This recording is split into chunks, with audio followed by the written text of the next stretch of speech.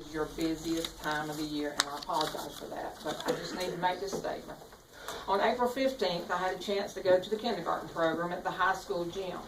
When I arrived, I asked all my former co-workers if they needed any help. Several stated yes and asked would I just call out each song for them as the children performed. I agreed and said I'd be glad to help you.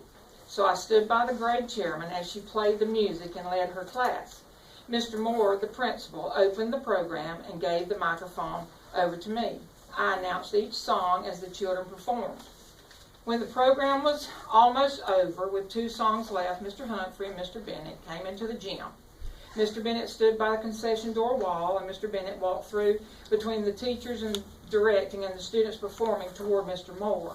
He motioned for Mr. Moore to step into the boys' dressing room hall area, and they both stayed for a while, and then they both came out. Mr. Humphrey walked back through as the children were performing and walked out of the gym door with Mr. Bennett following him. I announced the last song and took the microphone to Mr. Moore so he could close the program. When I got to Mr. Moore, you could tell he was upset. I've worked with him for many years, and I know that look on the face. But he said nothing. Mr. Moore was very professional with this situation at the time. I asked him if he was all right, and he turned to me and said, "I've never been spoken to like that in my life." He said nothing more. Because of other things directed toward me in the past, I asked if it was all about me, and he nodded his head yes.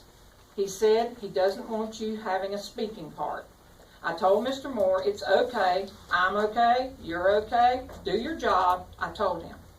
This isn't the first time I've been stopped from volunteering at Lanier County Schools. They have stopped me from being a part of the parent meetings held at night that I was volunteering with to help with after I'd retired.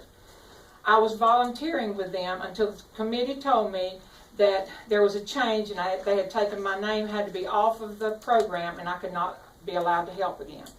I have not been called back since. I am a retired educator and citizen of Lanier County, and I want to support, volunteer, and help our educators to make our school the best it can be for our students. Our teachers and principals and staff should have one combined goal, and that is to have an environment for children that encourages nothing less than the best in education. Our school in Lanier County should always put children first through their actions and through their decisions. Through volunteers, mentors, and helpers, it ties the community and school together. Teachers are professionals, and we need to support them in every way we can. Our school is the #1 business in town because the product that our professional teachers produce affects the entire world.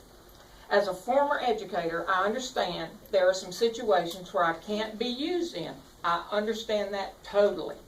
However, it is my request to have a change in policy to allow volunteers, even on the spur of the moment, to call out simple kindergarten songs at a program or help parents understand better ways to help their children become a good reader.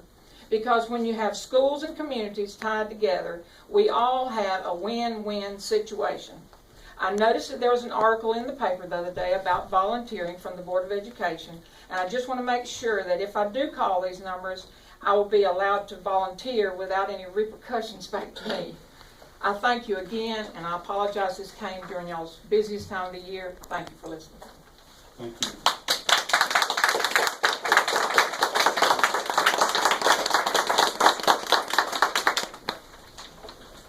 Next, I think it's Miss Geraldine Clark. Yes, that's me. Yeah. Like Miss Jonan said, I want to thank y'all for listening to me too. Like Miss Jonan, we need a system way that we can educate our kids, don't have them home more than they is in school. I'm talking about now my grandson. Everybody love their kids, grandkids. My kids is not perfect. I got 2 little grandboys that I'm raising. I want my grandson to be able to go to school, be able to learn, but he's not learning because he's home more than he is in school. Okay, and on the 14th of this month, of last month, I was called. I work, I'm on Social Security. I do subbing, I substitute. I also do home health care. I love my town and I love my community. But I send my kids to school to learn. There's different ways. Everybody raised their kids different. I raised my kids to take negative things like gay and turn it into something positive. My grandson got expelled for 2 days for calling a girl gay. But my word is gay is happy and enjoying themselves. We came up on, in our little books, we had gay. So-and-so was so gay and happy. But I teach my kids to take negative into positive. And he was suspended for 2 days. I also teach my kids about the word ugly. Ugly is an ugly word, but ugly to me, when I say you are ugly, it's not meaning this. I teach my kids when you ugly, you misbehaving. He got suspended for that. If I can't teach my kids home and they come to school, they don't know what to do. On the 14th of this month, I was called to the school to come and get my grandson because he was about to hit a teacher. In the law, you have to do something, but I know in the school system it's different. But in the law, you got to do something to get paid for. But if my grandson was 5 feet away from a teacher, he was about to hit, he got 2 days out for that. We should be able to talk to our kids. I talk to mine. Talk to them at school. If I teach them one thing, talk to me about the different way that you teach them. Last Tuesday, I went to the school. I went to talk to the 2 principals, Miss Weldon from the elementary school, talked to the principal and assistant principal, and the concerns about my grandson. They talked about respect. I wanted to know what would respect to them were. The young lady told me respect at the school means no matter what the adult, you do whatever an adult tell you to do. Me, I don't tell my grandchildren that. Because we have adults that you cannot do what they say. When I was talking to the 2 adults, which they said my grandson did not give respect, the principal did not give me respect. I'm talking to them about my grandson. What can we do to try to solve this problem? This young lady winked and laughed at the other the principal. If you can't respect me, how is my kids going to respect you?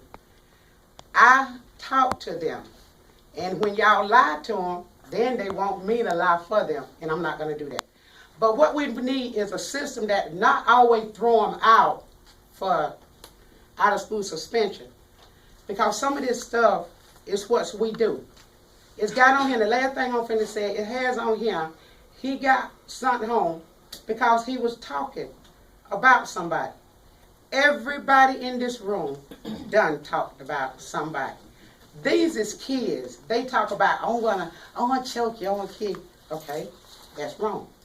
But when you got a child that the only thing they said, I'm not going to do it, that's not disrespectful. But for a principal, I'm a 60-year-old woman, a principal, and the assistant principal. I'm trying to find out what can we do about my grandson, and all they did was laugh and wink. That is unrespectful.